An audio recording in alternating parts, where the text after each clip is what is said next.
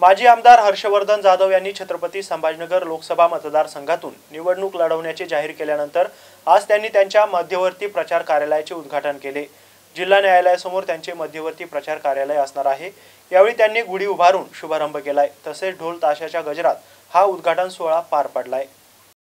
100% ही विजयाचीच गुढी आहे आणि हे जे शुभकार्य आहे ते मुळातच या कारणासाठी आहे की 40-45 वर्ष 50 वर्ष मराठा समाज हा आरक्षणासाठी लढतोय, मात्र त्याला न्याय मिळालेला नाही आणि म्हणून त्याला न्याय मिळावा म्हणून दिल्लीत जाऊन या संदर्भामध्ये पावलं उचलून त्याला न्याय मिळवून देऊन मराठा आरक्षण मिळवायचं अशा पद्धतीची भूमिका आणि त्याचबरोबर जेही शेतकरी वर्ग आहेत ज्यांना सातत्याने त्रास सहन करावा लागतोय, मग तो विम्याच्या संदर्भात असू देत किंवा तो नुकसान भरपाईच्या संदर्भात असू देत किंवा पिण्याच्या पाण्याच्या संदर्भात पर्यंत आज परिस्थिती खराब झालेली आहे, दुष्काळी परिस्थिती आहे। सातत्याने तो अडचणीत असतो, मध्यमवर्गीय सातत्याने अडचणीला सामोरे जात असतो आणि याला परिणामकारक उपाय मिळावा म्हणून ही लोकसभेची निवडणूक लढवायची आणि या सगळ्या जे